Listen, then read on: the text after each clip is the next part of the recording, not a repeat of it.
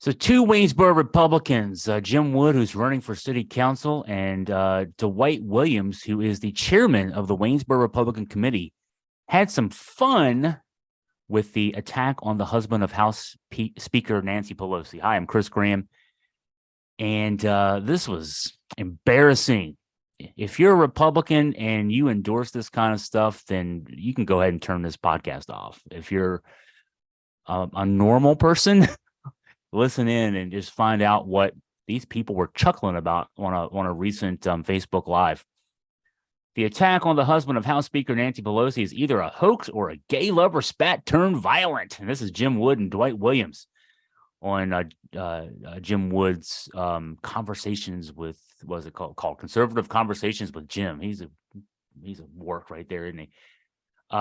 Here's a quote from the 9-minute mark of Conservative Conversations with Jim Facebook Live. This is Jim Wood. Some people call it a domestic dispute. I don't know. We'll see. I guess. I don't know.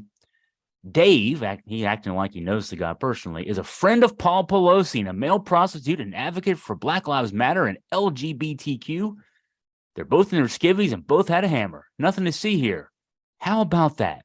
Funny how that works. Yeah, funny how that works. So here's the truth about Dave DePape. We're still trying to figure out how to pronounce that name.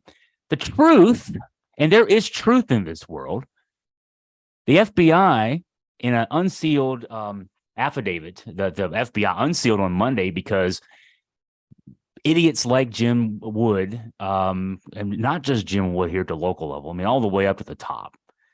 Idiots like Ted Cruz, right? I mean, the Republican Party is the conspiratorial tone of this, the gaslighting on this. There's no truth anymore, but there is truth.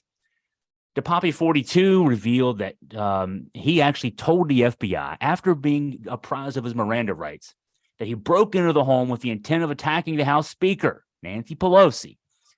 He said he views Nancy Pelosi as the leader of the pack of lies told by the Democratic Party. And he wanted to send a message to her and to other Democrats that there were consequences to their actions. So he broke into the home using a hammer. He demanded to be able to speak to Nancy, again, like he knew her too. Everybody, all these people know each other. After Pelosi told him that Paul Pelosi told him that his wife wasn't there, DePape said he wanted to tie him up, started taking out twist ties from his pocket so he could restrain him. So this was a pretty well-planned kind of thing. Had a backpack with him with a hammer. He broke into the house. He went up to the second floor, woke the guy up at 2 a.m. So Pelosi was able to eventually get away and grab a phone and call 911. And the attacker, DePape, recognizes that happened. He remembered thinking, according to the affidavit, this is a quote from the affidavit, he remembered thinking that there was no way police were going to forget about the phone call. Yeah, they're going to forget about the phone call. So he explained he did not leave after the phone call because, much like the American founding fathers with the British, he was fighting tyranny without the option to surrender. What a brave guy. 42-year-old guy breaks into an 82-year-old guy's house. He's trying to tie him up, and he's not going to leave because he doesn't have the option. Police arrived and knocked at the door. Pelosi ran over and opened it. And then when he went back, because police are there, who knows what the police actions in this probably need to be questioned. He grabbed onto the hammer because let's think about this for a second, folks. If there's a man who broke into your house, he's threatening to tie you up. He's threatening to attack your wife. He's got a hammer. You're gonna do something, right? You're not gonna run. You're not gonna. He grabs onto the hammer, which it was in DePape's hand. And at this point in the interview, DePape repeated that he did not plan to surrender. He would go through Pelosi again. He's a tough guy. He's going to beat up an 82-year-old guy. He said he pulled the hammer away from Pelosi and swung the hammer towards Pelosi. He said Pelosi's actions resulted in Pelosi taking the punishment instead. He's a real work. This is a guy who should be the hero of people like Jim Wood and Dwight Williams. Instead, they're making him out to be a gay lover. I mean, and that's the interesting thing here. This guy breaks into the house wanting to be their hero, and they're making him out to be someone involved in a lover spat here. Now, Williams, in addition to serving as chair of the GOP, is a member of the Waynesboro Cultural Commission, which maybe city leaders want to reconsider that. I mean, I've actually served a brief time on the Cultural Commission.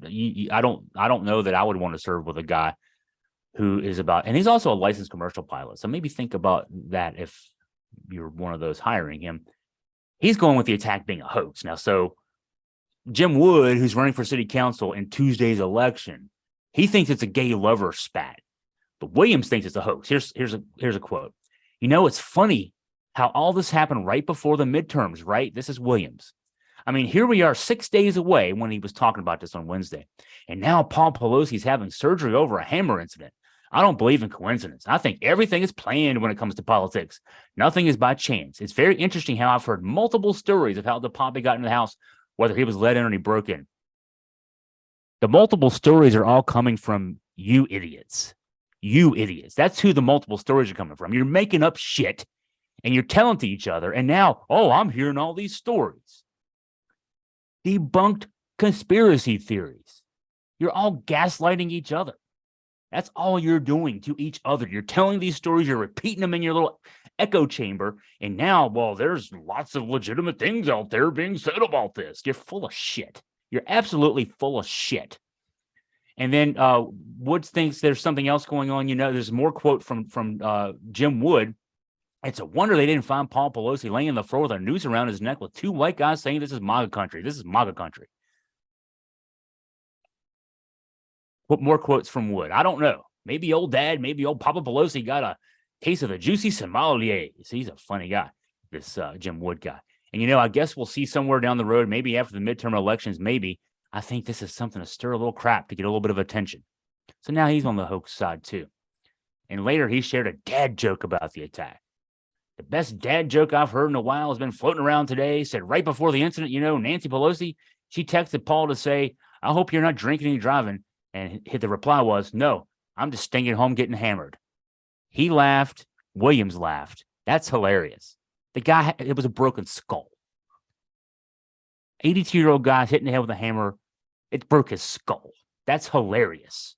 That's hilarious. We're going to elect this guy to represent us on city council, and we're going to expect that this guy is going to be the kind of person that if you're a constituent, you live in Ward D, and you've got issues with something in the city as mundane as your trash getting picked up, as important as zoning issues, or who knows what the issue might be. And if you don't buy into his bullshit about Paul Pelosi getting attacked with a hammer, and that's not funny, this is a guy that on January 6th said there were enough people in Washington, D.C. to take care of the problem. On January 7th, after the attack on the Capitol, retweeted a Newsmax report claiming that the attack was a hoax, and says that's about right. It's fake news. If this is a person you want on your city council, no, it's not a person you want anywhere near anything important. Let him muse on Facebook Live all he wants, joke around with his conservative dickhead friends. This is all fine, right?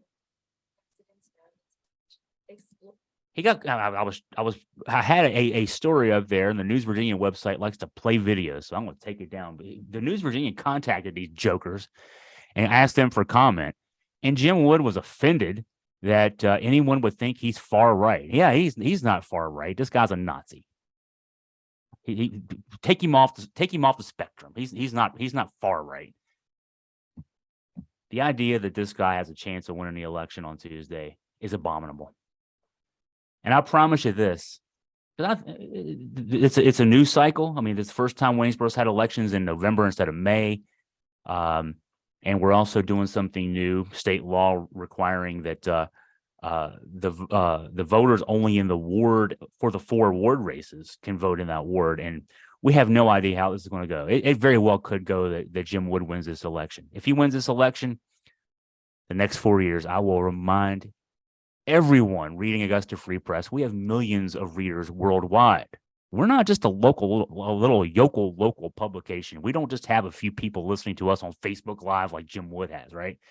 We're not just a bunch of local yokels. We are the #1 publication in the Valley on Google, from Google ranking standpoint.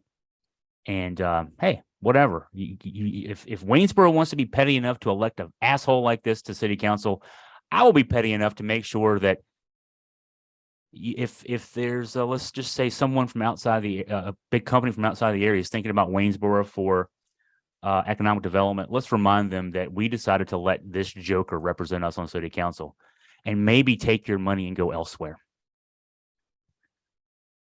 because that's what we're doing here. That's what we're doing here. We've got a decent city council now. We can always be better. We're not getting better with this guy. We're not getting better with this guy. This city's not getting better with this guy. The best thing we can do is tell him to go the hell back to wherever he came from, crawl back under that rock, and move on the hell with his life.